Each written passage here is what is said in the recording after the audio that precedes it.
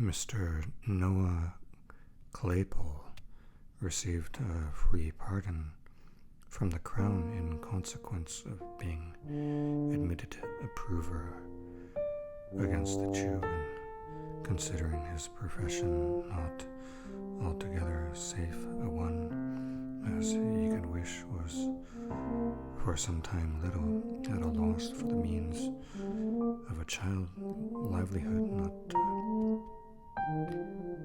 burthened with too much work. After some consideration, he went into business as an informer, in which calling he realized a genteel subsistence. His plan is to walk out once a week during church time, attended by Charlotte in respectable attire.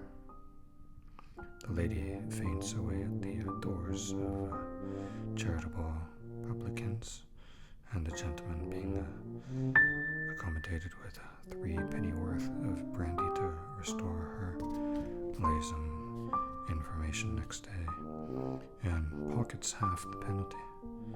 Sometimes Mr. Claypole faints himself, but the result is the same. Mr. and Mrs. Bumble, deprived of their situations, were gradually reduced to great indigence and misery, and finally became paupers in that very same workhouse in which they had once lorded it over others. Mr. Bumble had been heard to say that in this reverse and degradation he had not even spirits to be thankful for being separated from his wife. As to Mr. Gills and Brittles, they still remain in their old posts, although the former is bald and the last named boy quite grey. They sleep at the parsonage, but divide their attentions equally among its inmates, and Oliver and Mr. Brownlow and Mr. Losburn, that to this day the villagers have never been able to discover to which establishment they properly belong. Master Charles Bates, appalled by Sykes' crimes, fell into a train of reflection whether an honest life was not, after all, the best, arriving at the conclusion that it certainly was. He turned his back upon the scenes of the past, resolved to amend it in some new sphere of action. He struggled hard and suffered much for some time, but having a contented disposition and a good purpose, succeeded in the end, and from being a farmer's drudge in the carrier's land is now the merriest young grazier in all Northamptonshire. And now the hand that traces these words falters as it approaches the conclusion of its task, and would weave for a little long space the thread of these adventures.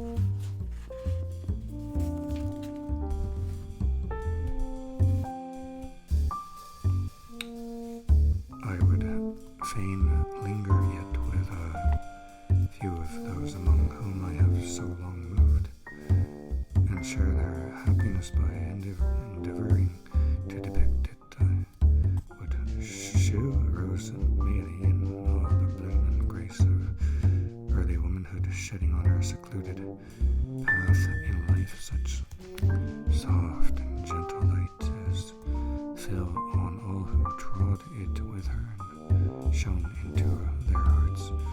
I would paint her the life and joy of the fireside circle in the lively summer group.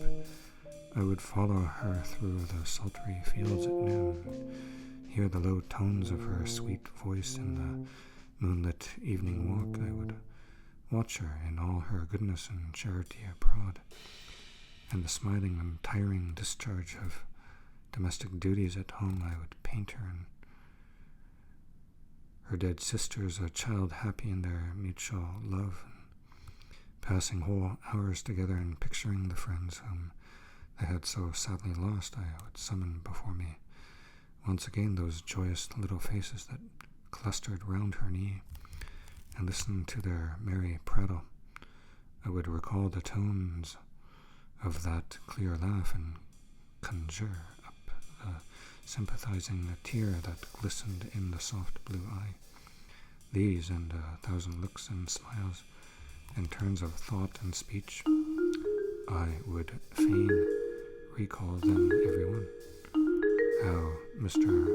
Brownlow went on from day to day, filling the minds of his adopted child with stores of knowledge and becoming attached to him more and more as his nature developed itself and sheared the thriving seeds of all he wished him to become. How he traced in him new traits of his early friend and awakened in his own bosom old remembrances, melancholy and yet sweet and soothing. How the two orphans tried by adversity remembered its lessons in mercy to others and mutual love and fervent thanks to him who had protected and preserved them. These are all matters which need not to be told. I have said that they were truly happy and without strong affection, humanity of heart, and gratitude to that being whose code is mercy, and whose great attribute is benevolence to all things that breathe. True happiness can never be attained. Within the altar of the old village church there stands a white marble tablet which bears as yet but one word: Agnes. There is no coffin in that tomb. May it be many, many years before another name is placed above it. But if the spirits of the dead ever come back to earth to visit spots hallowed by the love, hallowed beyond the grave, as those whom they knew in life, I believe that the shade of Agnes sometimes hovers round that solemn nook. I believe it nonetheless because that nook is in a church and she was weak and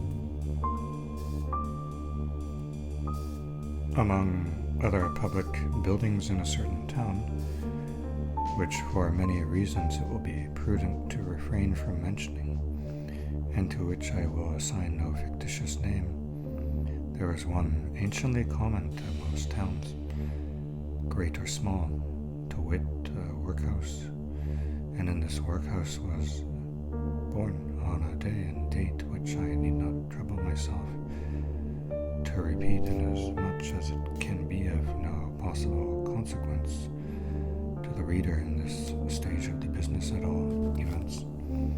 The item of mortality whose name is prefixed to the name of this chapter, for a long time after it was ushered into this world of sorrow and trouble by the parish surgeon, it remained a matter of considerable doubt whether the child would survive to bear any name at all, in which case it is somewhat more than probable that these memoirs would never have appeared, or if they had, that being comprised within a couple of pages, they would have possessed the inestimable merit of being the most concise and faithful specimen of biography extant in the literature of any age or country, although I am not disposed to maintain that the being born in a workhouse is in itself the most fortunate and enviable circumstance that can possibly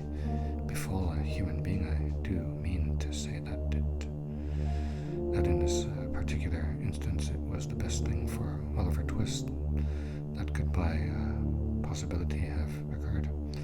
The fact is that there was considerable difficulty in inducing Oliver to take upon himself the office of respiration, troublesome practice, but one which custom has rendered necessary to our easy existence, and for some time he lay gasping in a little flock rather unequally poised between the world and the next, the balance being decidedly in favor of the latter. Now if during this brief period Oliver had been surrounded by careful grandmothers, anxious aunts, experienced nurses, and doctors of profound wisdom, he would most inevitably and indubitably have been killed in no time. There being nobody by, however, but a pauper, an old woman, who was rendered rather misty by an unwonted allowance of beer, unwonted, and a parish surgeon who did such matters by a contract. Oliver and nature fought out the point between them. The result was that after a few struggles, Oliver breathed, sneezed, and proceeded to advertise to the inmates of the workhouse the fact of a new burden having been imposed upon the parish by setting up as loud a cry as could reasonably have been expected from a male infant who had not been possessed of that very useful appendage, a voice, for a much longer space of time than 3 minutes and a quarter.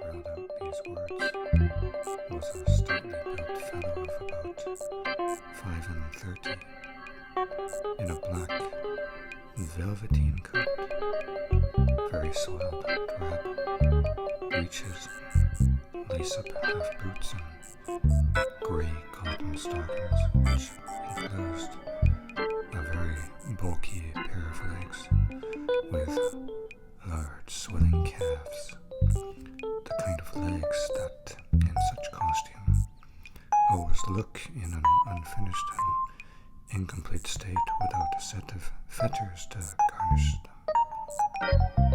He had a brown hat on his head and a dirty belcher handkerchief round his neck, with the long frayed ends of which he smeared the beer from his face as he spoke, disclosing, when he had done so, a broad, heavy countenance with a beard of 3 days' growth and 2 scowling eyes, one of which displayed various party-colored symptoms of having been recently damaged by a blow. "Come in, do you hear?" growled this engaging ruffian, a white shaggy dog with his face scratched and torn in different places skulked into the room. "Why did you come in afore?" said the man. "You're getting too proud to own me afore company, are you? Lie down." This command was accompanied with a kick, which sent the animal to the other end of the room. He appeared well used to it, however, for he coiled himself up in a corner very quietly without uttering a sound, and winking his very ill-looking eyes about 20 times in a minute, appeared to occupy himself in taking a survey of the apartment. "What are you up to, ill? Treating boys, you covetous of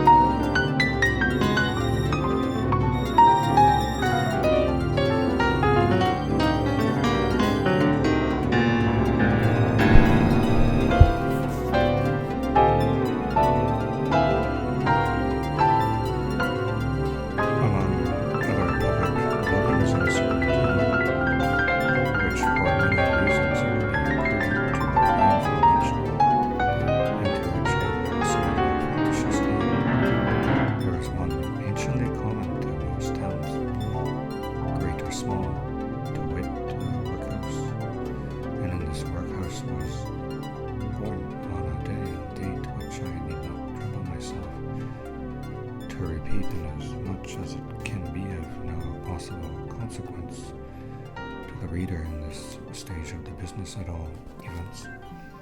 The item of mortality whose name is prefixed to the name of this chapter, for a long time after it was ushered into this world of sorrow and trouble by the parish surgeon, it remained a matter of considerable doubt whether the child would survive to bear any name at all, in which case it is somewhat more than probable that these memoirs would never have appeared, or if they had, that being comprised within a couple of pages, they would have possessed the inestimable merit of being the most concise and faithful specimen of biography extant in the literature of any age or country.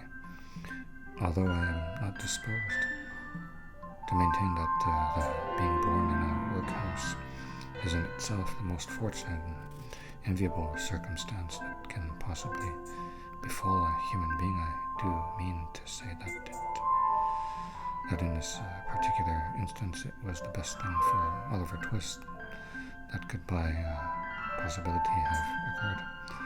The fact is that there was considerable difficulty in inducing Oliver to take upon himself the office of respiration, a troublesome practice, but one which custom has rendered